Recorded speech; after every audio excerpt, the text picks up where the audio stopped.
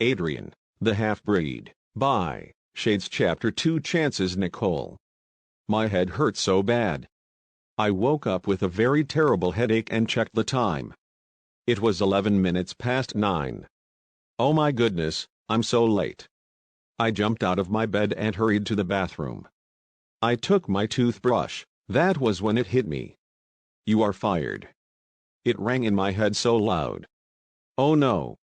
This is reality. I walked back to my room and fell on my bed face flat. "Here you go, some hangover soup." It was Chloe. "What's she doing here? Aren't you supposed to be at work?" I asked her with my face in the pillow. "You better set your ass straight up on the bed and drink this," she said to me, smacking my bottom so hard that it felt as if someone had rubbed hot pepper on it. "Hey. It hurts you," I said, rubbing my hand against the part she smacked. I lifted my head from the pillow, rolled over and sat on the bed as I faced her in my yellow banana pajamas. "I can't believe you went out drinking again," she said as she opened the bowl of soup for me. "That's not the issue now. Why are you home?" I asked her and she frowned. "It's weekend, old lady, and if you've forgotten, I don't work on weekends. My boss isn't as mean as yours." "Don't mention that mean, arrogant, selfish, greedy, perverted man of a boss," I nagged as I squeezed my hands in between my thighs and then took the spoon. "He fired me and now I'm jobless." With these words coming out of my mouth, a flash of myself came into my mind. This world is so unfair. I'm now jobless just because I wasn't willing to give him what he wanted. I wish I just died. That was me yesterday, and I was standing before a man. Oh my God, what stupid thing did I do this time after getting drunk? I groaned and fell on the bed with my face to the ceiling. What's with that look and act? "Chloe, do you have any idea who brought me home last night?" I asked her and she smiled. Wait, she's smiling. Did something extremely bad happen?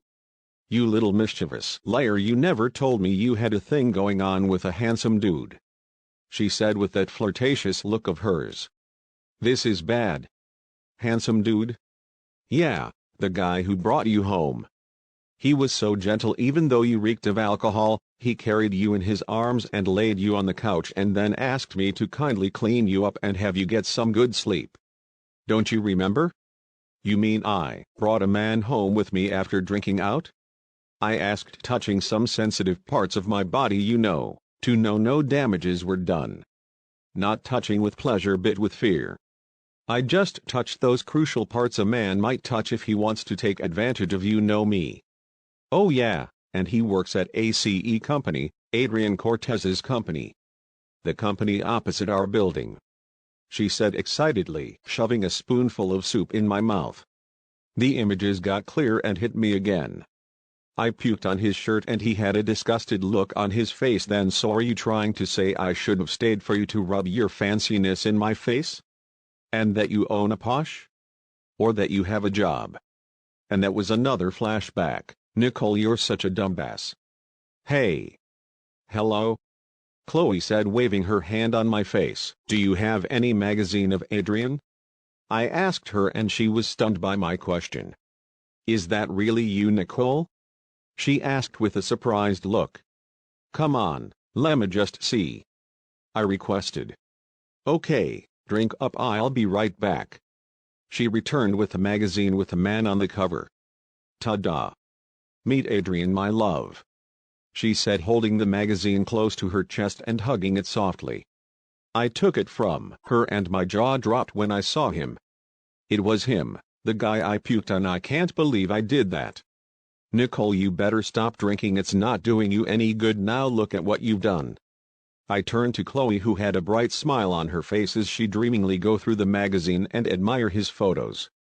Should I tell her I puked on her Adrian? No, she's going to kill me. It's better I keep it to myself because if she gets to know, I'm dead. "So why did you want to suddenly see who he is when you barely watch him on the television and says it's boring getting him on the number one?" she asked, and I immediately gulped down half of the soup in the bowl. "Well, it's nothing. I thought I saw someone who looked kind of familiar, but I think he was just a look-alike." He barely looked like him, I said, pointing to the image on the cover of the magazine. A look-alike? Did you wear your glasses yesterday when going out? She asked, and I shook my head sideways. No wonder you think you saw a look-alike. I think you been fired got into your head, Chloe said sarcastically with a smile as she closed the magazine and hugged it again. It's so sad how he's not available on weekends. I won't be able to spy on him from here today and tomorrow. Unless Monday. She cried, and I just sat there on the bed with my legs crossed in a yoga form of crossing the leg. I have no idea what that posture is called. So what are going to do now? Got any job in mind? Chloe asked, turning to me. I don't know. It's really hard getting a job in the city when you barely went to college. The magazine company was the only place that accepted me after a hectic and numerous failures in acquiring a job. But don't worry, I'll get one okay. You just need to focus on working hard and finishing your service. You've got no problem with that. I promise not to disappoint you or Mom and Dad. I'll make you all proud of me, she said, hugging me. I have faith, sis. And I know Mom and Dad are really proud of you, I said to her. And they'll be very happy to know that they left me in great hands who was willing to sacrifice her education for me. I love you much, Nicole, she added, and both our eyes were welled up with tears. We smiled at each other as we disengaged the hug and stared at the cloud through the open window. We lost both our parents in a car accident when I was in college and Chloe was in her finale year at Hughes School. Since then, we've been with each other and having each other's back. I had to quit college so I could work hard to provide for Chloe's tuition fee in college. I just don't get why you're head over heels crushing on this dude who barely knows your existence, I blurted out, and you should see her glare at me, making me giggle. I rushed to the living room for my laptop, wore my glasses which I left on the table. I scrolled through the menu and punched in some keys for job search. Chloe had left for the newspaper and returned with 2 of them. One contained a job search. I scrolled through the option, but then Chloe tapped my shoulder. Go back up, the number 1. She said to me, and I nodded as I adjusted my glasses and scrolled back up, and well, I wasn't surprised she saw that. ACE fashion agency in need of a secretary. Applicants must have the appropriate qualifications and must be a good listener and fast writer and typist. Interested applicants should apply, or you can call us on 010-546-786 for more details. Why don't you try it out? Chloe suggested, and I couldn't believe my ears. Me apply? No. Do you have any idea how many qualified people, I mean college and university graduated, are going to apply for this job? It's a fashion agency and I suck at fashion. I barely look at myself in the mirror. It's a really bad idea, Chloe. Come on, sis. It doesn't matter if university students and degree and PhD holders apply for the job. See, the applicant must be a fast typist, points at the screen. You are one of the fastest typists I know around the country. No one has been able to break your record. You're a good listener too. Just give it a try, she pleaded with teary eyes. Are you asking me to apply because it's Adrian's company? I asked, and she nodded. ARHH, you've got no shame, do you? I asked, and she shook her head sideways with a smile. So are you going to apply? I'll think about it. Come on, Nicole, you might even get the chance to meet him. The nation's handsome bachelor.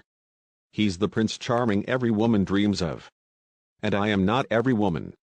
What if this is your chance to hit the jackpot and become the Cinderella of our time? I've read and heard that such perfect men always fall for imperfect women with horrible fashion taste and bad choice in glasses. Chloe, huh? Stop exaggerating. Fine. But if in case you don't get the other jobs you apply for, you'll try that one out, okay? Okay, I said, only to realize she had applied for the job. Chloe, you have no idea, I puked on that nigga, and the thing I need to give him is an apology. Who would want to employ someone who puked on him? Chloe is going to kill me. Adrian. It's been a week since that weirdo puked on me. I had to send this clothes to the laundry that very minute. I told my driver to send her home. She's even living in one of my estate. I found out from her door card. I parked my car in the garage and headed indoors as I loosened up my necktie with my coat hanging on my right arm. This week has been a very hectic one. The job interviews are killing me. Can you believe almost 80% of those who showed up are unqualified and were just there to get a chance to see me in person, so I had to get a secret room and listen to the interview, which I left Ms. Jerkins and other higher-ranked workers in charge. I walked into the living room only to find the room totally dark and candlelights everywhere. What's going on here? Welcome home, Adrian. It's been a while. It's Rosa, my ex-girlfriend. She was dressed in red and black lingerie. She wore a red heels with a rose flower in her hand. She walked up to me and rubbed her left palm on my chest. I wore your favorite perfume and lingerie. What do you say about us getting heated unlike we usually do? She whispered into my ears. She knows how much effect that perfume has on me, and her slender waist and round smooth ass with her flawless skin I so much wanted to touch, but then I pulled back. She grabbed my hand and placed them on her boobs and nodded at me to give them a squeeze. I fondled them and was about to kiss her when I stopped. What are you doing here? I said, stammering. Oh, I miss you. You gave me a spare key at our last meeting. Have you forgotten already? She whispered, sending her hands down my waistline as she got hold of my belt. But Butch, I know you want me. Her hands slowly moving down my waist and brushing her fingers on the tip of little Adrian in between my legs, who was highly excited with how her body brushed against mine. She began to kiss my neck, sucked on them as she licked my earlobe and bit it, making me give out a soft groan, even though I tried to hold myself back. That's it, just let loose. Let me take you to a different dimension of love-making. Allow me to make you feel good with pleasurable satisfaction that's you've yearned for. She had my shirt unbuttoned and my belt was loose as she went down on her knees, stroking me hard but gentle. I could feel all the blood rush down there as she embraced it with her sweet soft wet mouth. It's too much to take in. The more I try to pull away, the more she drives me crazy with her tongue. She gave me an incredible deep throat, and I've never had my manhood in her so deep, and damn, she's as good as always.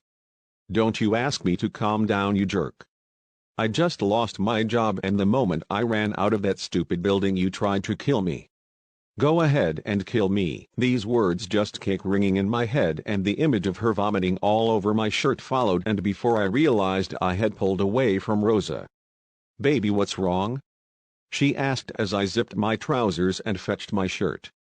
We are done, Rosa, and I don't want you thinking there's something still going on between us. Yes, you still have an effect on me, but this won't last. That blowjob you gave me was insane and I loved it, but we can't go on like this. You were the one to ask for the breakup and not me. I've had a very rough week and a very rough day, and I wouldn't want you complicating things for me. Because you only leave me confused every time we spend a night together.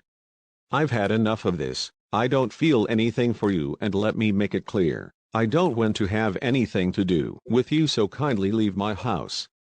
I said and angrily walked out on her. And make sure to leave that spare key behind. I said and slammed the door at her. Whoosh, that was close. That's to that fashion wacko, I got out. But how could I? Well, she's the most gross person I've ever met. I owe her one. The next morning at the workplace, we seemed to have more and more people applying for the job. I sat in the secret room, watched and listened to everything that was going on. I just kept on repeating the word next over and over again. It looked like no one was qualified enough. I think we should end today's interview and get some rest, I said to them. But sir, there's only one person left, Ms. Jerkins said to me. One person? What's her name? Nicolina Matus. Today is her third time coming for the interview. Whenever it was her turn, you ask us to end it and have some rest. Really? I asked, and she nodded. Then let her in. Maybe she might be qualified, I said, and sat with them. Are you? Oh yeah, I'm joining you on this one. I replied, and they nodded as they let her in. I crossed my legs and tapped the pen on the desk as the door opened, and I was stunned by whom I saw. "Fashion wacko?" I said with shock, and she widened her eyes when she saw me. "I'm so sorry," she said as she turned around, but then I clapped my hand until doors closed. "Come back, young lady. We have an unsettled issue. Come back tomorrow for another interview. You may take your leave now," I said to her with a very strict and serious gaze. "Not again," I heard her say to herself as nodded. "What did you just say?" "Huh? Nothing. I will be back tomorrow." "Thank you," she said with a bow and hurried out of the room. I had no idea he has sharp ears to even hear what I silently murmured to myself. "He's weird." I could hear her mumbling to herself as she hurried away. Wait, why do I hear her mumbling to herself? No, this isn't normal. What's going on with me? Or maybe